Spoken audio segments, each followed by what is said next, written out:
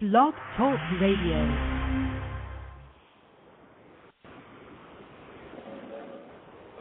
Welcome to MindShifters Radio. My name is Dr. Michael Ryce. They call me the Forgiveness Doctor because our focus is on the ancient Aramaic idea of forgiveness.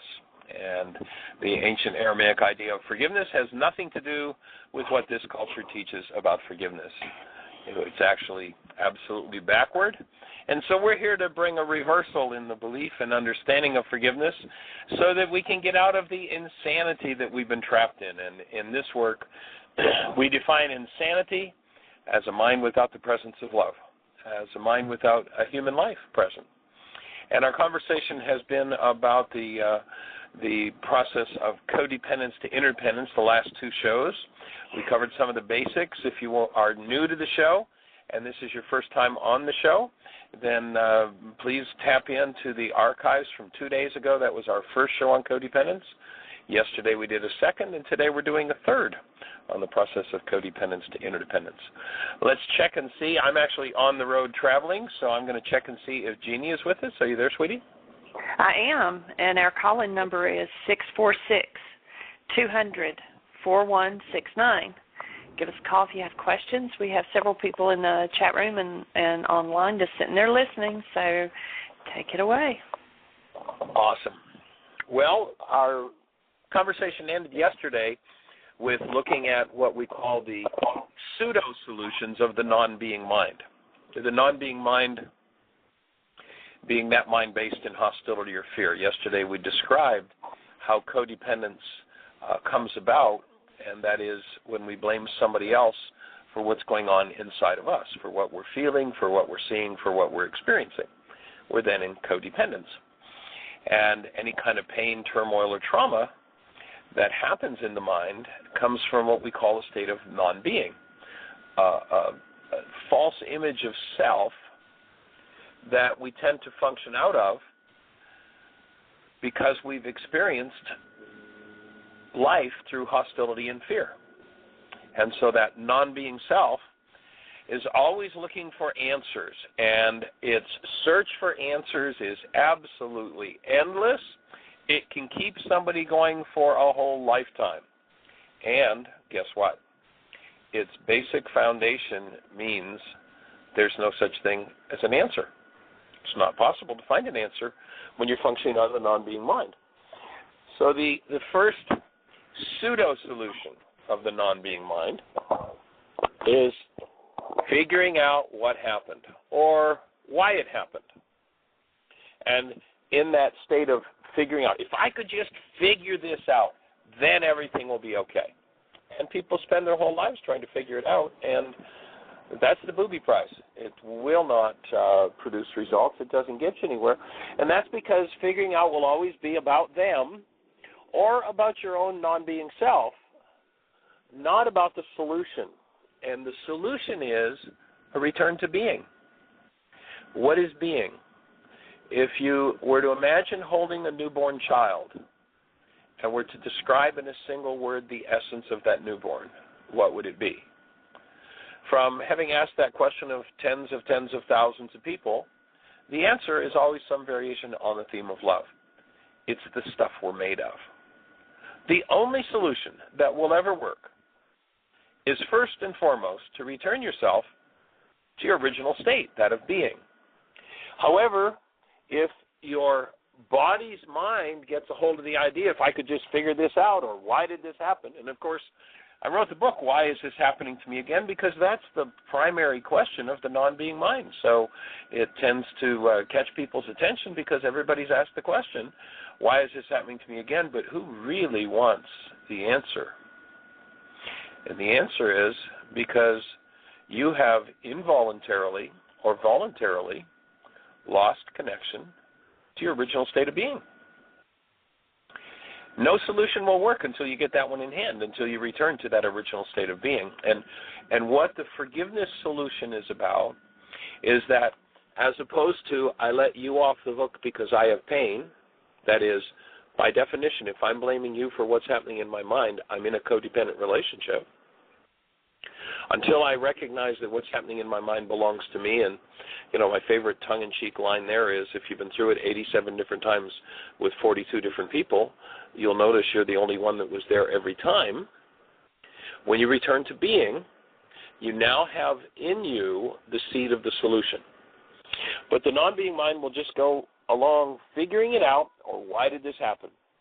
And it'll always be looking for somebody to blame, self or someone else.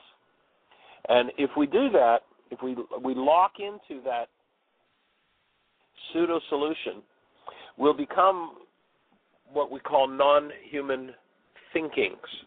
We'll think we're thinking, and we'll look, and we'll think, and we'll cycle, and we'll circle information, and get trapped in the cycles of generations of insanity, that is, of lovelessness. So that's the first pseudo-solution of the non-being mind. The second pseudo-solution of the non-being mind, and this is a belief that's formed in relationship to the power person. Yesterday we defined the power person as somebody who had more power over your life at some point than you did, and they weren't functioning out of being. They weren't functioning out of love. And so energies of hostility and fear were implanted and accepted and became our identity. So the belief in relationship to the power person is, if I were just good, I'll be a good little girl, I'll be a good little boy, then everybody will approve of me, then I'll be loved. And so we see a degenerating definition of love. Rather than love being the stuff we're made of, love becomes approval. And if we buy into love as approval, then, oh my God, the crazy things we'll do to be approved of, so that we can then think we're loved. And you can't be loved, because love isn't a verb, it's a noun, it's what you're made of. You will experience love when you experience your original essence, which is that of love. Think newborn. Forgiveness is about removing everything of the insane mind, literally reaching inside yourself and removing every hostility and fear, and coming to the point where you don't even have the capacity to experience hostility or fear. And so the second pseudo-solution of the non-being mind is, if I were just good or good enough. And what that really means is, if I could just fulfill my power person's needs. Now, I really don't need people to answer this question, but if we're in a live workshop, we've had enough people answer it that I already know what the answer is. But how many have had somebody in your life who raged or whatever they did, and they blamed you and said, well, if you would just do this, then I'd be happy? And how many said, oh, okay, that's all it takes, then I'll do that, and you went ahead and you did that, right? Then was that person happy? Of course, I say that tongue-in-cheek because I know they weren't happy, though you did what they said were the conditions that would make them happy. And maybe they appeared to be happy for 5 minutes, but there was no state of happiness there, because happiness doesn't have to do with the things that happen in your life. But the non-being mind says, well, I'm only upset because you didn't do this. So you did it, and notice they weren't happy. And then notice that they came up with another condition. They said, well, if only you would stop doing this, then I'd really be happy. And how many stopped doing whatever that was? Were they happy? No. You can follow those instructions till the cows come home. Happiness isn't going to show up in their mind until they connect to love. And or if you're the person who said to somebody else, well, if only you did this, or if only you hadn't done that. Well, when we're trying to fulfill a power person's needs, the first thing to understand is that the power person's needs are unfulfillable. They are not unhappy or upset or raging because of any condition outside of themselves. They are unhappy, upset, or raging because of the conditions inside themselves. And until they can clean up those conditions, then happiness isn't going to come. So if I'm into some form of hostility or fear, it's because an unresolved goal regarding my power person has been resonated in me. Whenever I go into hostility or fear, this circumstance, this situation, has resonated an unresolved goal I have toward my power person.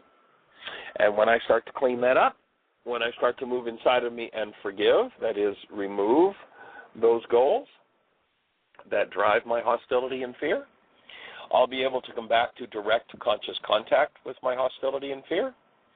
And in direct contact with it, I'll be able to clean it up.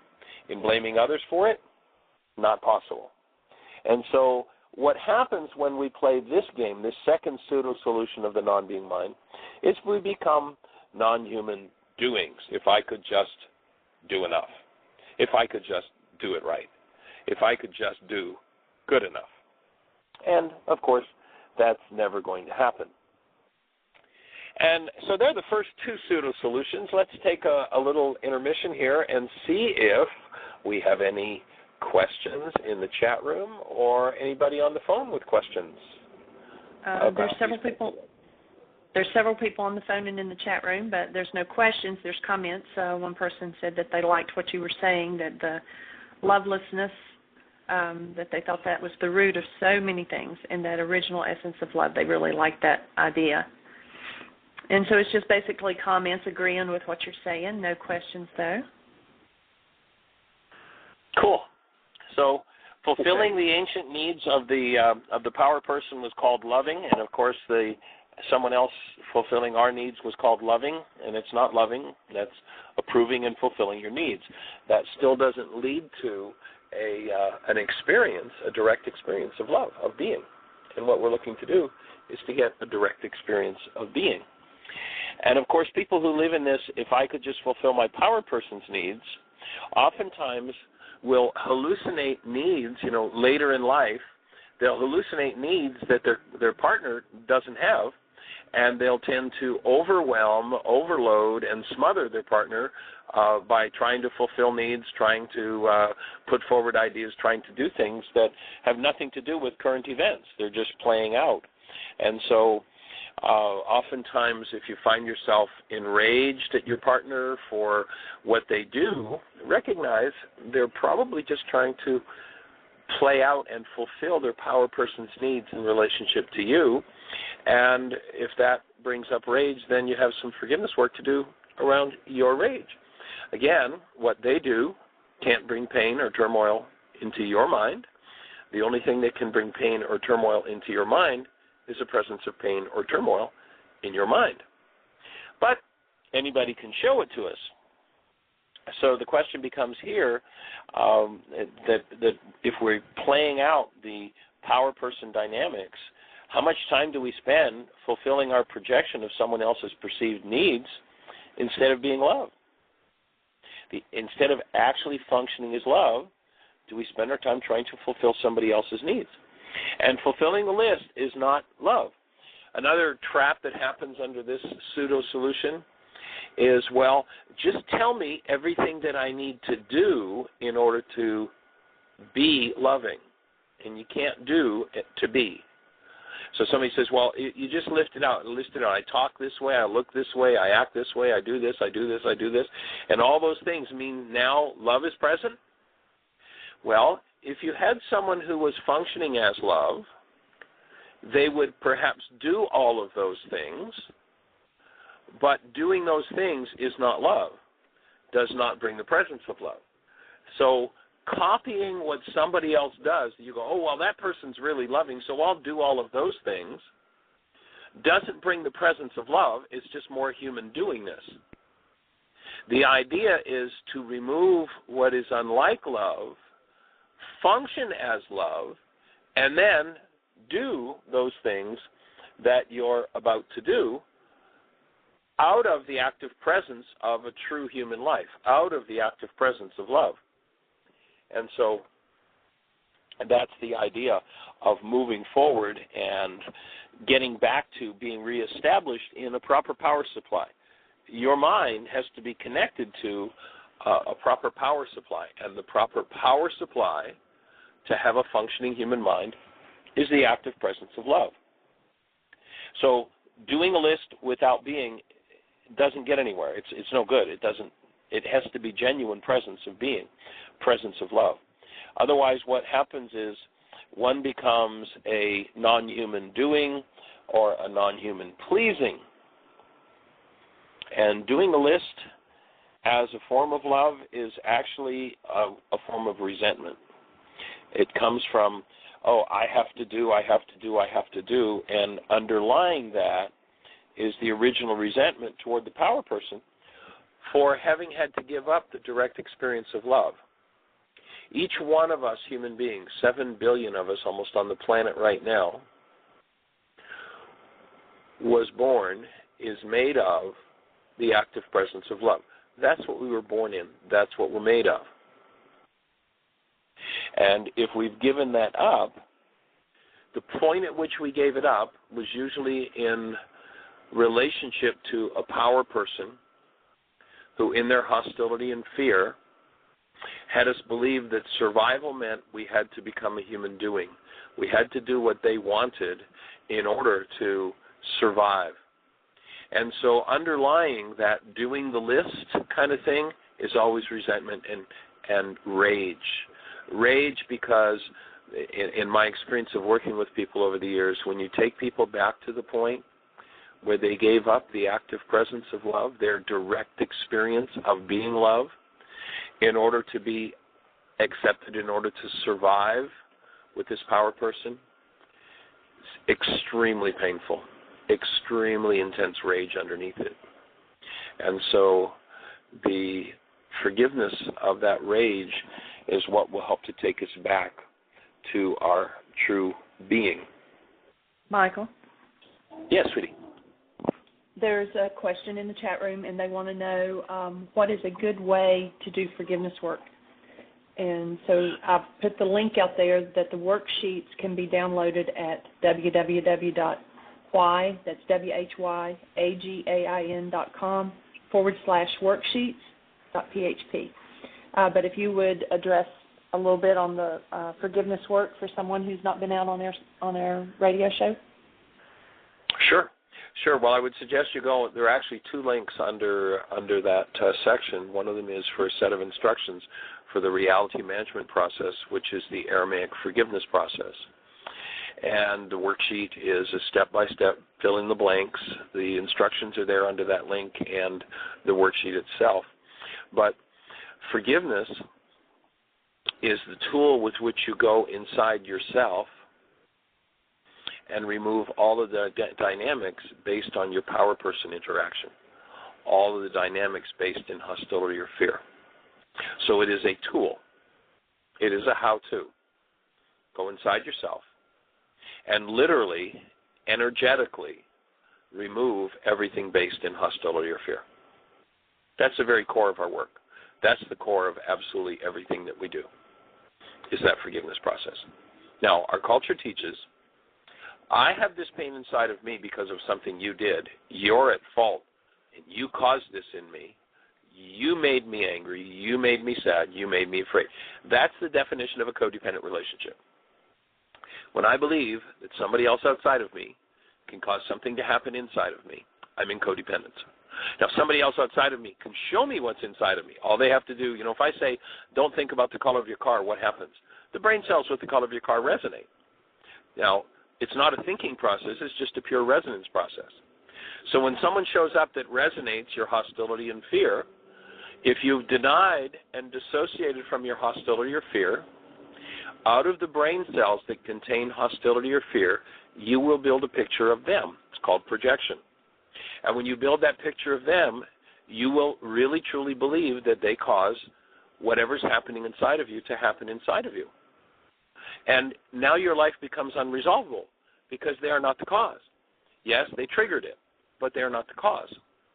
So forgiveness is how you collapse that projection that it's their fault, and you get back to the root where you directly confront and are in touch with your hostility or fear, and you begin to dissolve it. You begin to remove it. That's called forgiveness. Michael? And so, yes, sweetie. She comments that she's been going through her heart and forgiving everyone that she can think of. But it's like a process. So still doesn't quite have the difference in what this culture calls forgiveness and what we're talking about is forgiveness. So we're going to suggest that you never forgive anyone ever again. and you stop forgiving people. That's a Greek idea called pardoning. And when you pardon someone and you think you've forgiven, you will not go the next step. You know, yesterday on the show I compared it to a Trojan horse.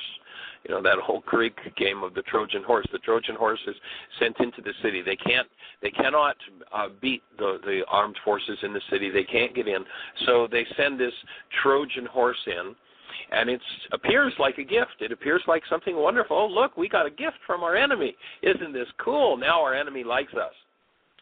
But once the Trojan horse gets inside the city, locked inside are the best warriors they had, and they come out and kill everybody. So the Greek idea of pardoning is a Trojan horse. We have been offered something, and if we use it, it will kill us. What do I mean by that? Well, when you call letting other people off the hook, I forgive you, Mother, for that terrible thing you did to me. I forgive you, Father, because you said this to me.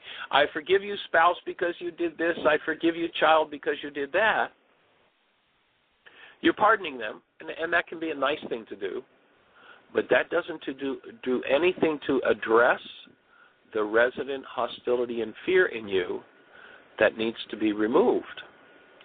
Your forgiveness work will remove your experience of hostility or fear. But because almost 2,000 years ago, the technology for doing that was disappeared from planet Earth, we have virtually no forgiveness left. We have pardoning, the Trojan horse. We pardon others and think, there, now I've forgiven them. Stop forgiving people. Stop forgiving yourself. In the Aramaic, you would never be invited to let somebody else off the hook for what's happening inside of you. You would never be invited to let yourself off the hook for what's happening inside of you. That's a misunderstanding. It is a false idea of forgiveness. Forgiveness is the tool with which you go inside yourself and change the content of your own mind and physiology, your own emotions. Does that make sense? I think there's still some confusion on it because the conversation in the chat room is, whether they believe in forgiveness, and it's easier said than done, and also, it's still on the letting the others off the hook, and so I'm not sure that they still get it. Yeah, well, there's sooner or later you have to say, I'm going to drop my old ideas. Sooner or later you got to drop the old conversation and engage in some new tools. Now, if letting other people off the hook has worked for you and you call that forgiveness and want to carry on with it, I suggest have at it, go for it. But it won't ever produce the result you want. That's just another one of the pseudo solutions of the non-being mind. That is, I'll let you off the hook for what's happening inside of me. And it doesn't work. It doesn't work. Okay.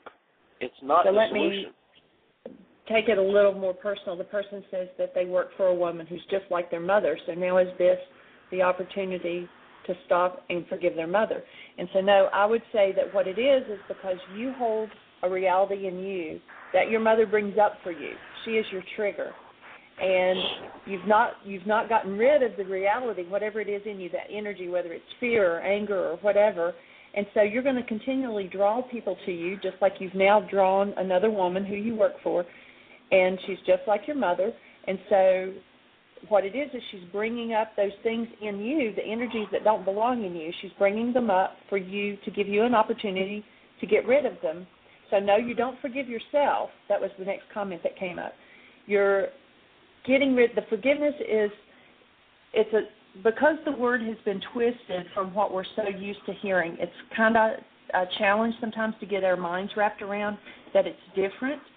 But forgiveness is going inside and removing the angers, the fears, the hostilities, whatever it is in you that doesn't belong. It doesn't have anything to do with the people that are in your world, your mother, the person you're working for, or anybody else. And no, it's okay. There's no need to say you're sorry. There's no apology necessary. It's all building the brain cells and something that we all, it's something that we've just not been used to. And so it's new for all of us. And, so it's the easiest thing to do is go to the website, and I'll put it out on the chat room again, And you can download the book for free. You can download Chapter 24. It'll walk you through the forgiveness process. All of the worksheets are out there for free. Download them and start using the tool. We're an email away. You've also got my email, and you can email me directly or ask a direct question in the chat room, and it's perfectly fine that you're a newbie. That's what our work is to get it out to lots and lots of people. And we do have a caller on the line. Do you want to go ahead and take that now, Michael? Before we go to the caller, I'd just like to add a couple of ideas to Sure. what you've said, Jeanie. What you said was just awesome. You're right on track. But there comes a point where we have to say to ourselves, okay, I have been taught a false idea of forgiveness. I'm going to let everything that I think I know about forgiveness go. I'm going to stop forgiving them. I'm going to stop forgiving myself. I'm going to let all of that go. That's all a total falsehood. Does that make sense? I'm asking the person in the chat room. You've got to let that whole conversation go. And then go to the website, download the worksheet. It's called Reality Management. It's a 7-step process. There are a set of instructions there. Download those instructions and start to put the pen to the paper. What that tool will do is it will show you how to do Aramaic forgiveness. And Aramaic forgiveness is the way that you go inside yourself and remove your pain. So many times I've had people who will say things like, yeah, well, my boss or my spouse is just like my mother, my father, as you're saying here. And then once somebody actually starts to understand true forgiveness and removes the hostility and fear that they had hooked up to their brain's image of mother or father, whoever it is, and are now using to project onto this person that's currently, they say, just like mother or father, when they start doing their work, all of a sudden they realize this person was nothing like their mother or father. In truth, the actual person was nothing like them. It was simply a projection of our own minds that they were like them, because what that person did was resonated the unresolved issues we had with mom and dad. So forgiveness is about resolving inside yourself the issues you have in your life. It is not about letting somebody off the hook because they resonate that issue for you. Does that make sense of it? She typed in a minute ago that she would give it a try, that she's on the path of drastic change, and we told her just to stay with us. She's in the right place, and, you know, the more that you hear, the more you listen. I sit through and hear Michael do the same workshop, hundreds of times, and every time I hear something different that I didn't hear before, something that I'm now ready to hear. And, that's what in the scriptures when it said the eyes to see and the ears to hear, it was when we're ready, and when we're there, then we'll grasp it and we'll get it. And so just hang in there, stay with us, and use the tools. We're here to support you. Join us again. We're here Monday through Friday, the same time. And then also, like I said, we're just an email away. The website's full of information. So, just stay in there. You're developing. And if you're on the road to drastic change, and the Greeks taught you that forgiveness is, I'm going to forgive my mother, my father, my boss, myself, then when you're finished with your drastic change, you'll end up back in exactly the same place. The only thing that will change what's happening inside of you, which is what needs to be done, is the Aramaic process of forgiveness. It is the key to how you go inside yourself and change the dynamic that repeats and repeats and repeats. If you never get the opportunity, if you never get the understanding and start to use, and I suggest you actually put the pen to the paper on that worksheet and start to do the worksheets, even if you don't understand them fully, it doesn't matter. It'll start to change your internal content. And when you change your internal content, believe me, everything in your world will change in the most amazing ways that you could possibly imagine. And we're here to support you with that 5 days a week. You can also go to the website and you can download, there are several videos, audios that you can download that will help you to build the brain cells for more of what we're talking about. We also have a catalog of DVDs and CDs, and what you might want to do is look at ordering the DVD of Why Is This Happening to Me Again? And and perhaps the Healing Through Relationships or Codependence DVDs.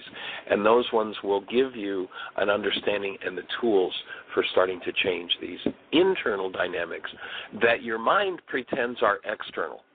And, one of the tongue-in-cheek lines I love to deliver to people as they're looking at this process is, you say, that person out there hurt you, and, my boss hurt me, and when they hurt me, I forgave them. I did nothing in pardoning them. The truth is actually pardoning. I did nothing in pardoning them to change the content of my mind where my pain is stored. Now we say, but they're the one with the problem. It's like, wait a minute. If they're the one with the problem, why are you the one with the pain? You're the one with the pain because you're the one with the content that does not belong in the human mind. And forgiveness in Aramaic is how you go in and remove that content. The Greek false idea is, I'll let you off the hook because I have painful content. What you want to do is acquire the tools with which to change your painful content. Then you'll be on the road to major changes that you can't even imagine right now will come about in your life. And we're delighted to be here to support you. It's awesome. That's great. So, Jeanie, yes, we do have a caller, and two of the people in the chat room said they had a feeling they were going to be spending a lot of time with us.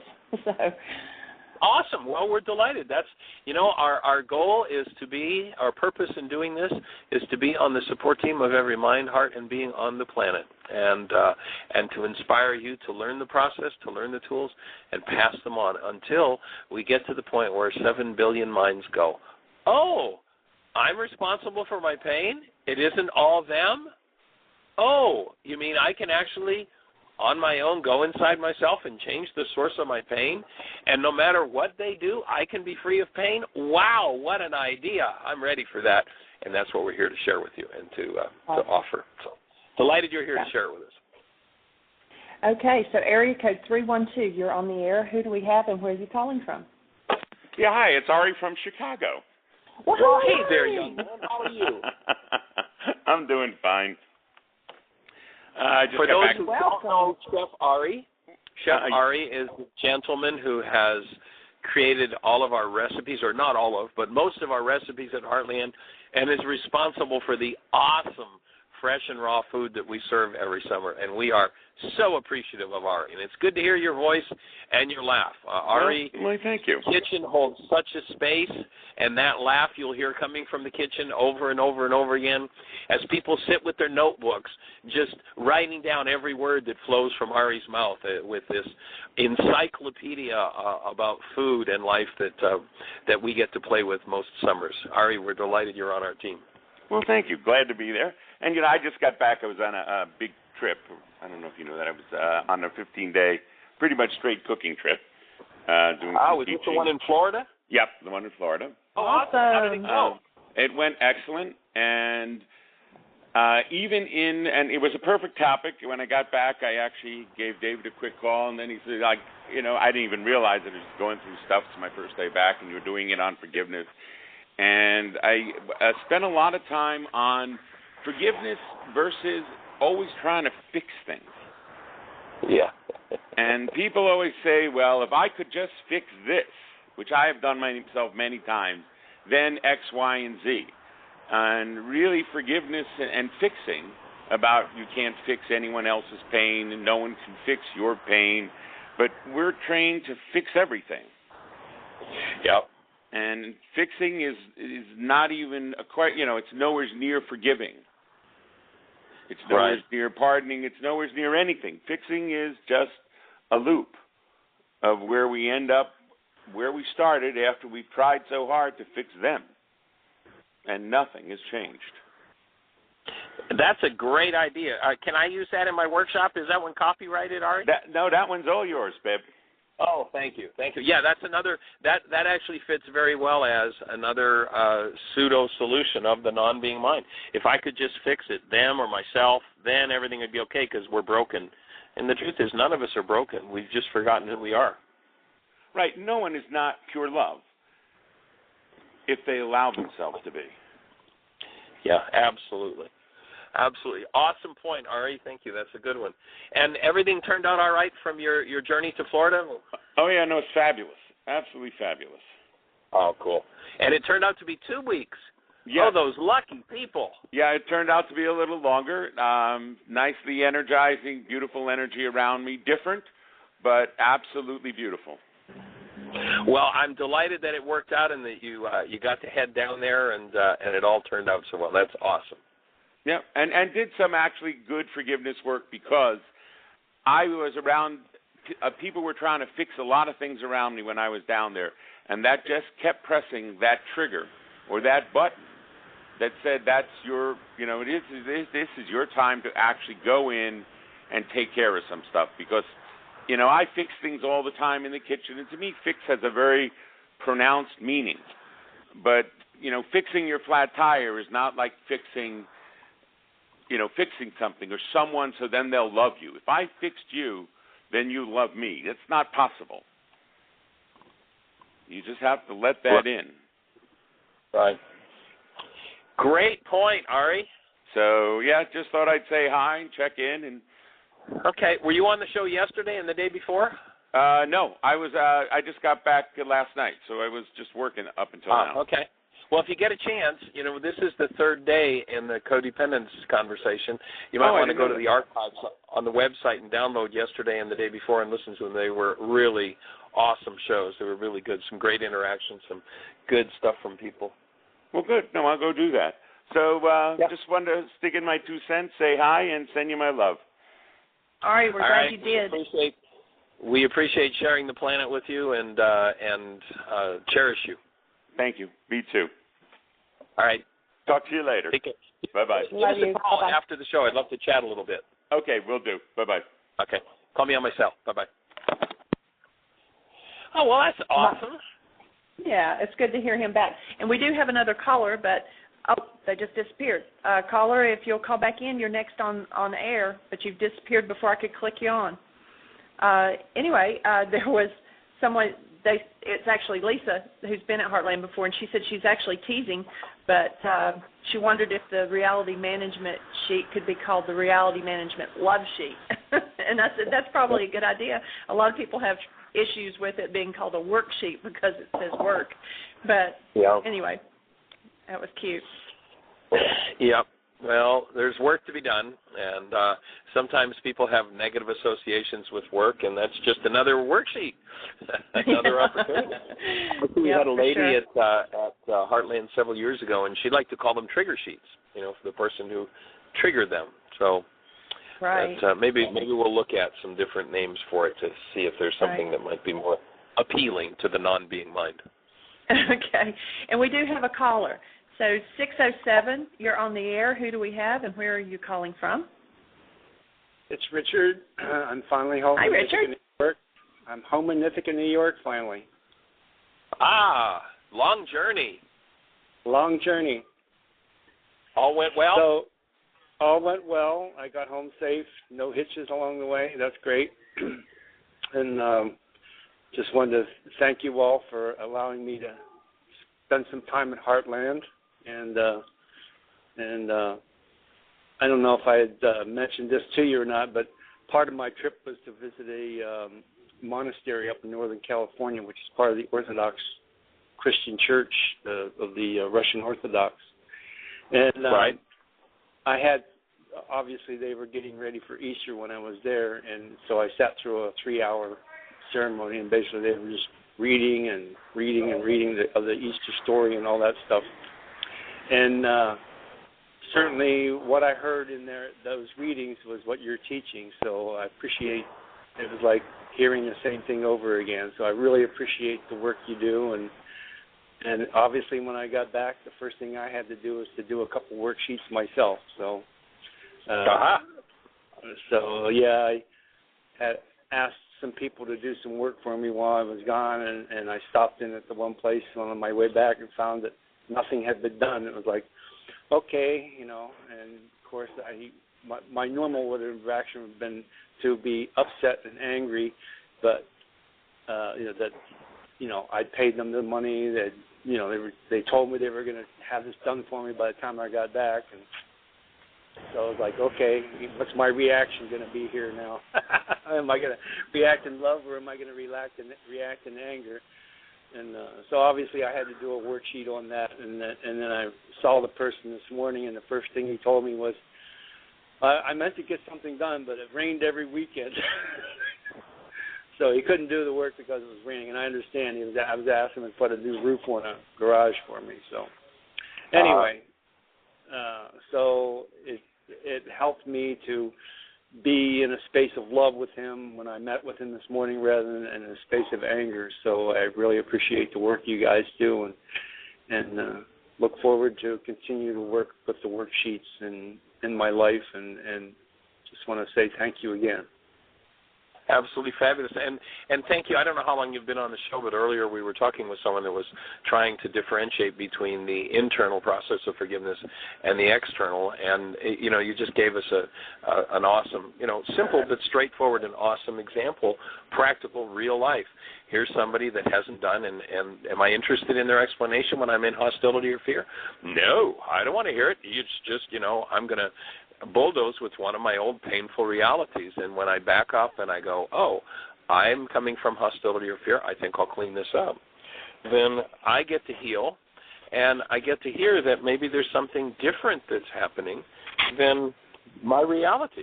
And I love the old idea that of the person who's been through 1,000 trials and tribulations, most of which never happened.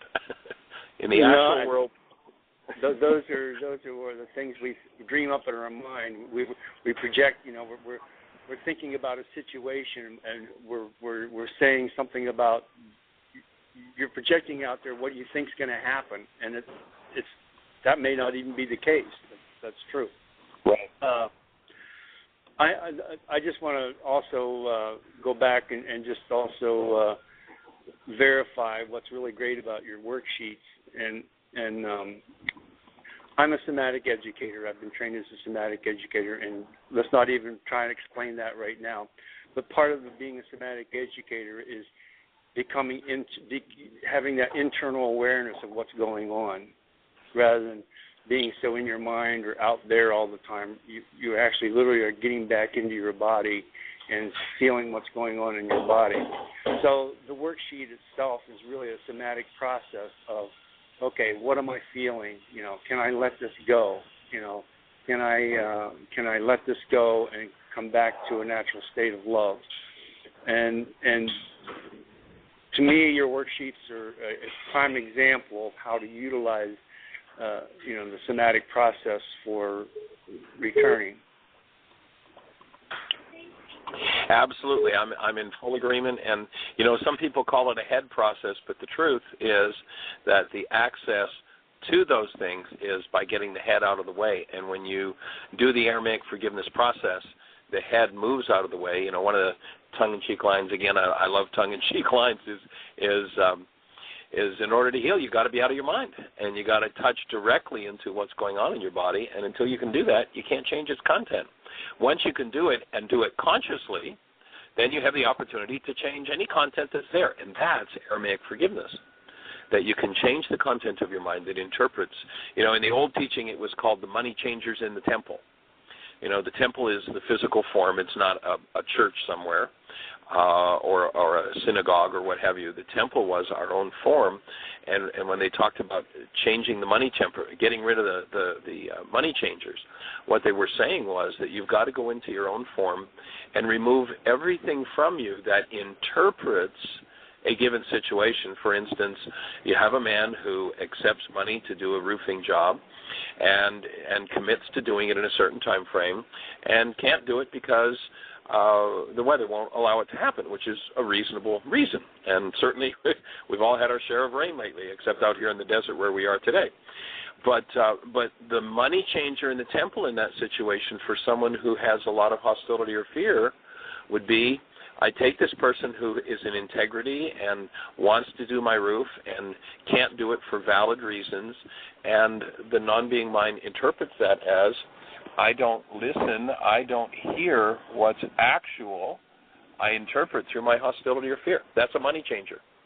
And when you kick the money changers out of your temple, you get to experience the actual world as the actual world actually is. And, it's a pretty awesome place. So, Richard, I'm delighted that we've gotten to connect with you and that you made your visit to Heartland and that you're keeping in touch with us and doing those worksheets and carrying it forward. Please pass it on. Our commitment is to take this to every mind, heart, and being on the planet, and we appreciate the opportunity to share doing that with you. Again, thank you, too. Okay, cool. And you also created a perfect introduction for our next pseudo solution of the non-being mind. So we'll get into that, and we'll say have a blessed one. So the next pseudo solution, Jeanie, unless we've got something else in the way of a question or thought? There was just, I've kind of addressed it, but for those who may just be listening on the phone and not be in the chat room itself, the conversation was going on then that could this also dismantle the pain body? And I mentioned that, energies that we hold that don't belong, anger, fear, hostility, grief, pain, all those things, become our physical diseases as well. And that it's like a tuning fork, and that we'll call someone in to show it to us again, to give us a chance to heal it. And that if we don't get rid of the energies inside, then that wherever we go, we take it with us and we get to do it again. And so then they commented back that I'm trying to read and talk at the same time, my apologies. So that without doing this process, you can take the most expensive remedies in the world and it's not going to work optimally unless you do the inner clearing. And I said, yes, that medicines and drugs can shift energies around where they don't feel so bad, but that the energy is still there until you decide to remove it. And then they talked back and said, wow, the introduction is by James Redfield. I had given them the information on your book, so they must have looked at that. And then it says, I've been changing into more of an unconditional, loving person. I'm not sure why I'm kinder, more patient and tolerant than I've ever been. The warrior in me is mellowing out. I think that this would help me to continue to grow. So first of all, I would offer our words tell our mind what to show us. And so one of the things you refer to as unconditional love, change that to an all-encompassing love, because unconditional still resonates conditions. And the warrior still resonates fighting. So maybe change that to something else too. But yes, medicines and drugs and things like that can shift the energies around, but it's not going to get rid of it until you choose to go inside and get rid of what is inside. And we do have another caller. Michael, are you there? Hold on just a second, everybody. We have lost our host. He's in the car driving. He's not here at the facility where I am, so I can't get a hold of him to tell him that he's off the air. Yes. How are you doing? I'm fine. Why don't we just take the other caller since there's only about 12 minutes left? Okay, we'll do that. I'm here. My phone kicked out, but I'm back. Okay. So just on the idea, before we move on, and I missed a minute or so there, but you were talking about, someone had asked about the pain body, and the money changers that we're talking about, the automatic transmuters of energy based in hostility or fear, are the root of all of our trauma. And in this work, in the codependence work, we refer to it not as the pain body because it's much deeper than that. It's the trauma body. We've got post-traumatic stress disorder, and virtually everybody on the planet is suffering from it. Some certainly in far deeper ways, those who've been exposed to the insanity of war and, different types of extreme abuse. But the trauma of giving up your direct experience of your human life, the active presence of love, is the root trauma for everything you'll experience in your whole life. And it creates an actual image of a body of something that we are not. And forgiveness is about removing every hostility or fear. There's an interesting video that Jeanie and I watched last night where they're talking about a warrior gene. And forgiveness removes the hostility and fear upon which the part of us that would make war is based. And that's why we're working so diligently to take this to every mind, heart, and being on the planet, because it's time for war to stop. We've killed hundreds of millions of people on the planet because we live out of this non-being mind and refuse to be responsible for our own hostility or fear. We can kill someone with a word. A nasty word to a child is all it takes to create that level of trauma which will run a person's whole life. And we're looking to forgive, remove those things from physiology so that we can start over as human beings, as actual human lives. So, Jean, we've got another caller? Yes, 607, you're on the air. It's Richard. Did you have another question? No, I didn't. I don't know what happened. Okay. It's like you disappeared, but then you popped back up with your hand. Okay, well, I had gone offline because of there's another call I had to check out. Okay. And maybe it popped back up again. Anyway, cool. Good luck, guys. Thanks. All right, so let's look at this, the next of the pseudo-solutions of the non-being mind, and that is the need to control everything and everyone. And the types of control that the non-being mind will do can be rage or pleasing, can be manipulation or degrading, it can be abuse or buttering somebody up. All of those things are efforts to control others so that they don't become, they don't get close enough to that trauma in ourselves to resonate it for us. So we see people who will try to control everything in their lives so nobody gets close enough to their pain that they have to feel it again. And we offer that the opposite solution is what you want. You want to be able to feel your trauma. You want to be able to feel your pain. And you want to be able to feel it in the presence of love. When you can bring love present and access those parts of your mind, instead of trying to control everything and everyone to keep them away from that part of you, the simple exposure to love dissolves all trauma. Because all trauma is based in falsehood. All hostility and fear is based in falsehood. And there is no falsehood that can survive exposure to the active presence of love. That's why one of the steps in the reality management forgiveness worksheet process is the practice, the discipline of bringing love present into your mind, of bringing active love into your physiology. And then once you bring that love and you've practiced and you can hold that love present, then you collapse through forgiveness the projections of the non-being mind. You collapse the content of this dissociated mind, and now the underlying trauma can be directly exposed to love. And what automatically happens when that occurs is it begins to dissolve.